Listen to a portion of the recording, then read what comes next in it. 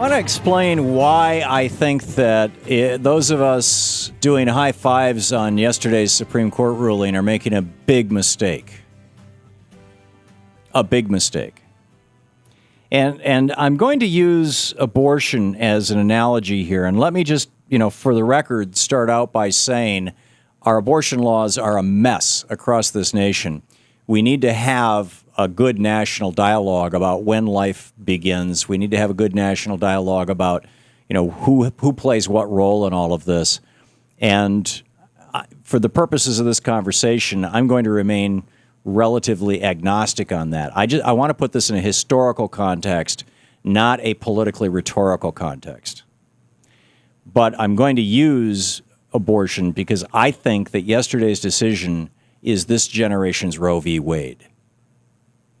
Now, if you think the Supreme Court's ruling that Obamacare is constitutional is the end of the debate on Obamacare, think again. This is one of those cases where history has a huge lesson to teach us.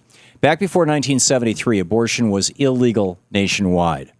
I'm old enough to remember a girl in my high school in Lansing, Michigan, who in 1967 died of sepsis from an illegal abortion. One day she was there, the next week she was dead. Her dad worked at Oldsmobile. He had health insurance, but it didn't cover abortions because they were illegal.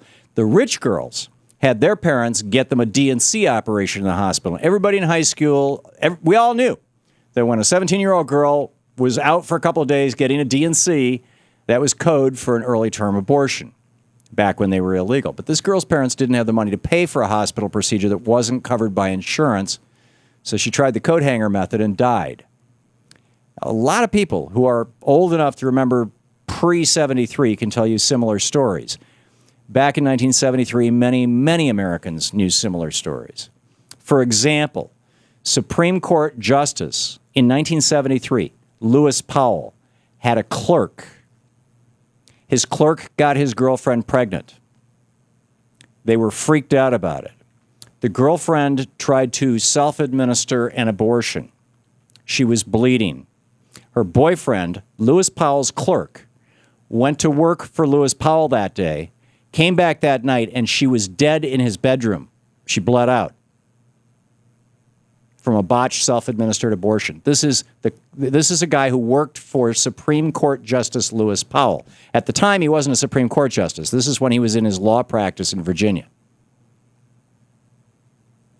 So Powell called the local sheriff's office and basically used his political pull to help cover up the fact that this kid was involved in that, that the abortion. I mean, technically, this was manslaughter. And this kid ended up not having any consequence to him, and his girlfriend was dead. So Lewis Powell, who was on the court, was one of those many people who had some firsthand experience about this. This is why, when the Supreme Court struck down the nation's anti-abortion laws in 1973 in Roe v. Wade, at that point in 73, 52% of Americans agreed with the decision. So when Roe v. Wade was decided, this is not about abortion. And as I said, our abortion laws are a mess, and we need to have a national dialogue about abortion and about when life begins and all this other stuff. And everybody has been tiptoeing around it and afraid to talk about it, and it needs to happen. And it's not happening. And there are pro-life Democrats, and there are pro-choice Republicans, and it's just there needs to be a conversation. But all that said, when Roe v. Wade was decided in 1973, the Democrats figured that was the end of the issue. The Supreme Court had spoken.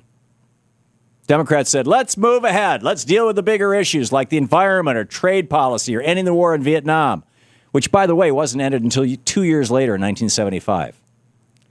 Democrats figured that the controversy around Roe v. Wade would soon settle down because, after all, the Chief Justice Warren Burger, who had just been on the bench for 4 years, was a longtime conservative and Republican activist who'd helped Dwight Eisenhower win the White House.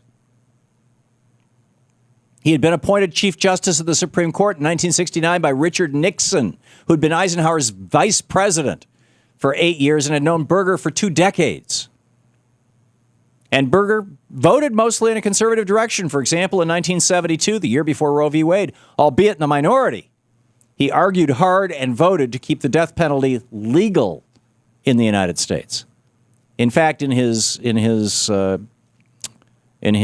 diary, in his notes, actually he did a biography with BBC about 2 years before he died, and he said that was one of the things that he regretted, was that he had voted to keep the death penalty legal in the United States in 72.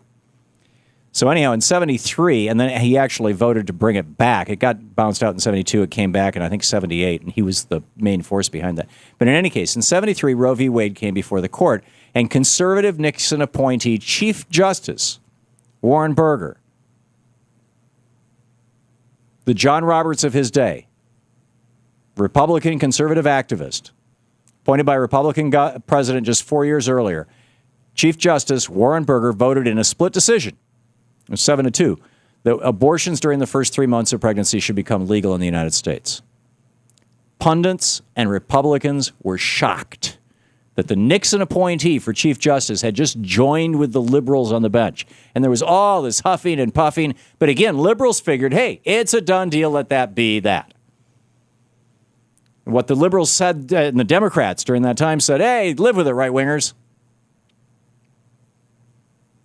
And again, this isn't all liberals and all Democrats, because there are pro-life, anti-abortion liberals and Democrats. But you get the point here. I'm trying to draw a parallel that I think is a really important one, because immediately after that decision in 1973, conservative politicians started using their opposition or general opposition to the Supreme Court's decision in Roe and their opposition to abortion to make political hay and to raise huge piles of money.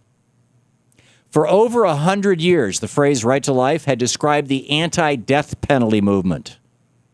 It stretched back to just after the Civil War. But the National Right to Life Committee incorporated in 1973 in response to Roe v. Wade. And today, pretty much nobody remembers that that phrase, right to life, used to refer to the movement to end the death penalty. Instead of going away, the whole controversy about Roe v. Wade, instead of going away like the Democrats thought it would, the newly birthed right to life movement to overturn the Supreme Court decision or to legislate around it grew into a powerful national force. It became the litmus test for Republican-appointed justices to the Supreme Court and even for federal appeals courts. Similarly, opposition to Roe v. Wade became the litmus test for Republican candidates for elective office.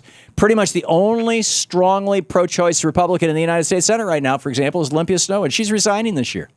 And most importantly, the anti-abortion forces have raised hundreds of billions of dollars for the Republican Party over the years. Which brings us to this week's Supreme Court decision upholding Obamacare. Democrats and the president are basking in the glow of winning a Supreme Court case. The president even made a statement encouraging us all to move on from the debate, right? Remember that? Let's move on. Don't relitigate the past. Instead, let's focus on bringing jobs back to America. Progressives are sitting around going, sigh of relief. We've got that healthcare thing under control. I'm telling you, this issue is not over. Mark my words. This is the beginning of a generational battle. And here's why. There's no such thing as a perfect healthcare system. Obamacare isn't either. There will be people who will get bad care. There will be people who die from mistakes in the system. And the Republicans will make them as iconic and famous as Terry Schiavo. Every little failure or problem will be magnified 100-fold. Repeal Obamacare is going to be the battle cry for Republicans for the next 20 years or longer. You think not? It's already started. Michelle Bachmann was on CNN this morning encouraging governors to refuse to implement the state insurance exchanges. Scott Walker's already said he's not going to go along with Obamacare. The former head of the Michigan Republicans, in a candid moment that he later walked back, wondered out loud if it was time for an armed insurrection. Mitt Romney raised $3 million in just a couple of hours after the decision came down yesterday. Groups are forming all over the country to fight Obamacare. Democrats, wake up! This is going to be massive.